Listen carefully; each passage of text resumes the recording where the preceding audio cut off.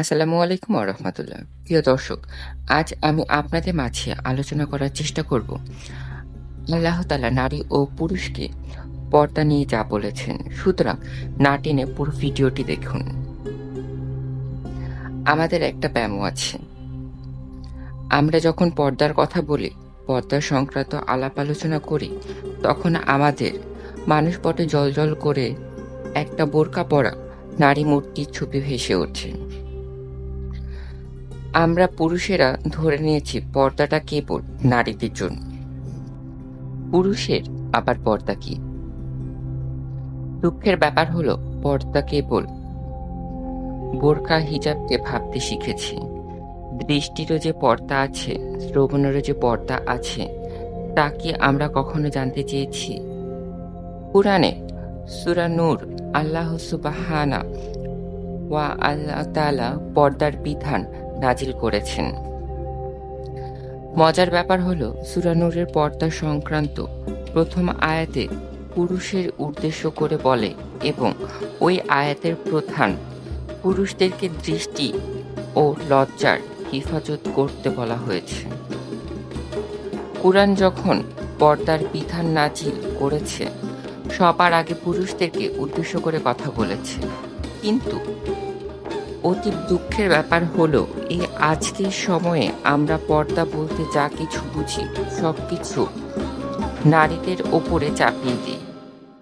পর্দাটা নারী ও পুরুষের দুজনের জন্য আল্লাহ তাআলা ফরজ করেছেন। একজন নারী যেমন নিজেকে বোরকা আর হিজাবে আবৃত করবে, নিজের রূপ লাবণ্য পরপুরুষের দৃষ্টি থেকে বাঁচবে, ঠিক একইভাবে পুরুষের জন্য পোশাক পরবে যা তার শরীরের গড়নকে প্রকাশ করে দেয়। ঢিলে ঢালা পোশাক সুন্নাহর অধিক নিকটবর্তী। আজ আমরা দেখি অনেক মুসলিম পুরুষরা এমন ছিপছিপে শার্ট প্যান্ট পরে যা তাদের শরীরের গড়ন মেলে ধরে।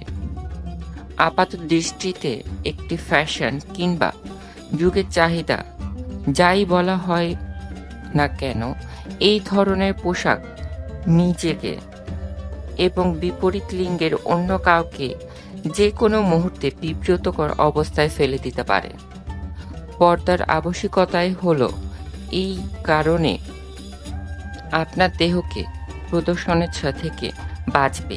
কিন্তু আমরা যারা ছিপছিপে শার্ট প্যান্ট পরি, যা শরীরের সাথে একেবারে লেপ্টে থাকে, তা আদতে কতখানি আমাদের প্রসাধনেচ্ছা থেকে বাঁচায় ভেবেছেন কি? ছিপছিপে শার্ট প্যান্ট পরা বা শাড়িয়ার তা জায়েজ কিনা সেই সব আমার আলোচনার বিষয় না। আসলে আমি এখানে যা বোঝাতে চাই তা মোটো তাকি এই সুন্নাহ সম্মত পোশাকের অর্থই হলো তা আমাদের শরীরকে এমনভাবে ঢেকে রাখবে যাতে কোনোভাবে আমাদের শরীরের গড়ন প্রকাশ না পায়। আমাদের পোশাকের চেহারা যদি হিন্দি কিংবা তামিল সিনেমার নায়কদের মতো হয়, তাহলে সেই পোশাক নিয়ে আমাদের দ্বিতীয়বার ভাবা অবকাশ আছে বইকি। তবে প্রশ্ন থেকে যায়, এই ধরনের পোশাক পরলে কি কেউ গুনাহগার হবে? প্রশ্নটার উত্তর অন্যভাবে দেয়া যাক। গুনাহগার হবে কিনা সে প্রসঙ্গ বাদ দিয়ে উত্তম কিংবা অধিকতর উত্তমের কথা যদি আমরা চিন্তা করি, তাহলে হয়তোবা এই ধরনের ছিপছিপে পোশাক লেপ্টে থাকা পরিধান করাই উচিত।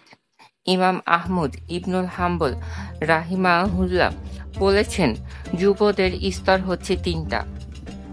মানে আল্লাহকে ভয় করে কিংবা আল্লাহকে ভালোবাসে একজন মানুষ তিনভাবে জীবনযাপন করে থাকে।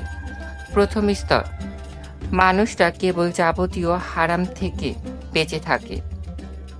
দ্বিতীয় স্তরে মানুষ হারাম থেকে তো বেঁচে থাকে, হালালের মধ্যে অতিরিক্ত তা থেকে বিরত রাখে নিজেদের।